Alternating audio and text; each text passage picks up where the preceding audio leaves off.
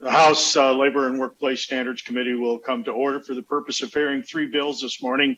And with that, we'll move on to substitute Senate Bill 5284. Starting with Debbie Myers from SKCAC Industries and Employment Services, to be followed by Kenneth Meekler, a self-advocate. Thank you for the opportunity to speak in support of ending sub-minimum wages for people with disabilities. My name is Debbie Myers. I'm the Executive Director of SKAC Industries and Employment Services, and we are members of the statewide Community Employment Alliance. As an employment service provider serving people with disabilities for over 50 years, our past does include paying people with disabilities at sub-minimum wages in sheltered work and group settings. Today, I'm proud to say that several years ago, we made the commitment of transitioning our employment and services to value the work and contributions of each employee at or above minimum wage. Our transition was a thoughtful process that completed in early 2019. We made a commitment to the people we serve to get it right and figure it out for each individual. Our transition utilized the waiver services and technical assistance as is provided in this bill. As a member of CEA, SKAC received help from other organizations in our transition, and we are ready to help providers to transition through this process.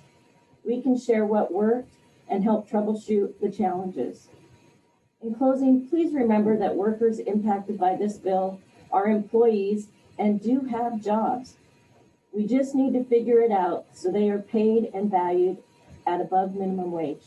Thank you for your time and support for 5284. And so Ken and I are here together, so I'm going to put my mask back on and he's going to take his off and we're going to go for the next round. Is that all right? Yes, that's fetch. Thank you so much. Here's Ken Meekler. Mr. Meekler. Thank you, committee chairs and members. My name is Ken Meekler. I live in the 37th district. I wanted to tell you about my ancestors. I worked as a submedium wage for 30 years. 4 years ago, I got a job at community bank to help with my deployment with the provider. My job is office assistant. I'm at $13.87 an hour. I work 12 hours a week. I'm not here for the committee. I am the president of the Kiwanis Auction Club. I'm a sale member. I love sports. I use Atlas transportation and I love my cat. Please pass 5284 to everyone can be like me. Thank you very much, Mr. Meekler. Mr. Wardell, ready? There he is. My name is Robert McDowell Wardell. I live in the 25th district. I like the bill, but it needs to be worked a little bit more so that people with disabilities are hired by the state employees. Thank you. Thank you very much, Mr. Wardell. And then is Mr. Rogers there? I first of all want to thank you for the time today. And my name is Michael Rogers. I live in the 22nd district.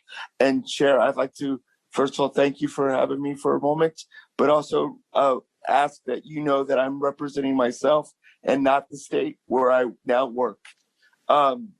So I wanted to tell you that this bill is personal to me, and I ask that my testimony that I've written be part of the record as well. That can be arranged. That you can please read my testimony.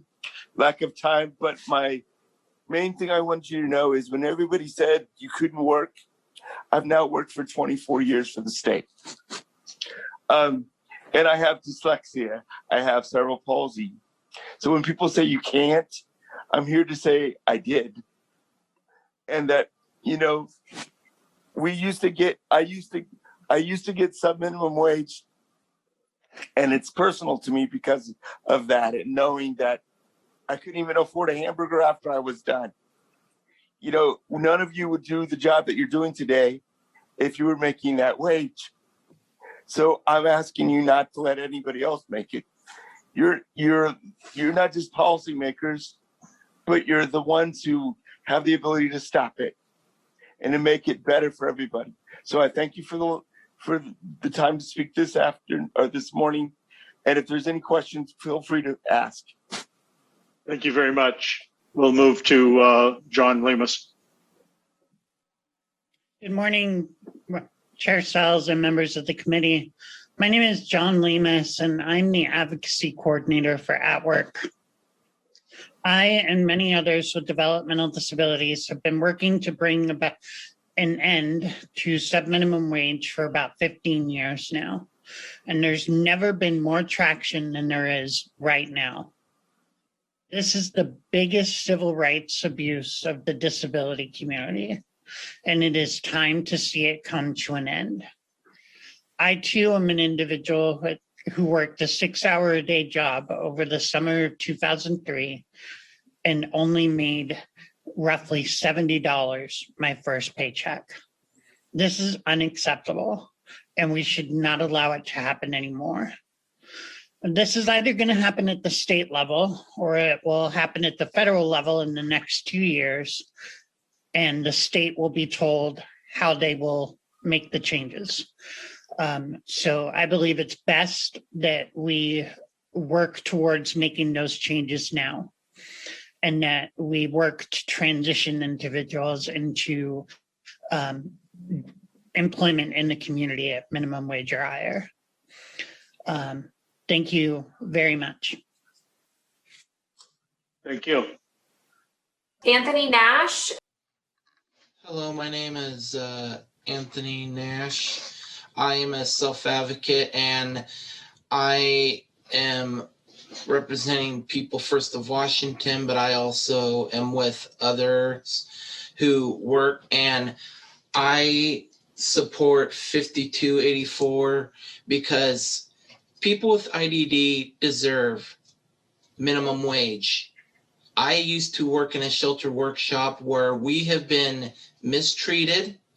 Like, I have been abandoned in the middle of nowhere by a sub-minimum wage workshop. I have been discriminated, threatened, and even money extorted from me for the little I got. And there is more abuse in sheltered workshops than people can realize. And we all are true Americans who deserve to live the American dream and work a simple, decent wage as well as live independently. And a lot of self-advocates are very passionate about this. Thank you. Thank you. Ivana Smith, Self-Advocates and Leadership, to be followed by Kyle Mathison, who's a self-advocate.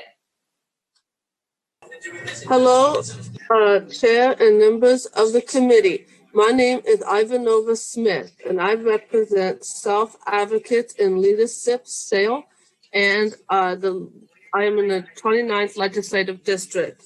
I support this bill. Many members of Self-Advocates and Leadership have experienced being paid some minimum wage and want to be paid an equitable wage, a minimum wage or above.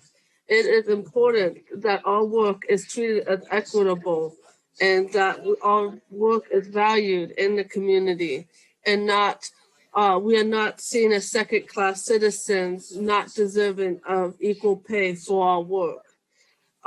People with disabilities should not have to settle for less.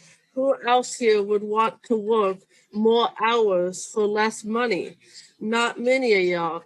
And it's important that all workers are given that respect. The work that we do is important and valuable, and it's not. And people with disabilities should be treated as equals, not less than. Thank you. Thank you. Mr. Mathison. Thank you, Mr. Representative Sales, and also fellow representatives. My name is Kyle Mathison. I do live in the 32nd Legislative District here in North Seattle. I am strong support, and I wish you guys be strong support of this issue on House Bill 5284. I have myself has been through 2 different workshops, one in which is now in Kenmore called Custom Industries, where if you take like parts and they measure it, how many can you do in that hour? Maybe somebody can, like a person with a non-disabled can be able to do so many in 1 hour, and the other person with a disability can do the same amount of work, but may take them a little longer. And also the same thing happened to me while I was doing an evaluation down at Morningside. How they measure. And one of the biggest things that stumps me is because why are we people like us still getting paid some wage? I'm now fully retired at this point, but then I got jobs that were really liked and helped get to be a members of society. And that's what we want to see people with disabilities get, to be a member of society, paying their own, like their food, the cost of living. If you were working like $2 an hour, would you be able to afford like a hamburger today? I doubt it, because you still got to figure out rent, you have to figure out utilities, all the other bills, and et cetera. But at this time, at this time, if we eliminate those minimum wage certificates and bring people into society so they can have equal opportunity, equal pay, that is more deserved. And also, thank you very much for your time. I'll take further questions. Thank you for your time.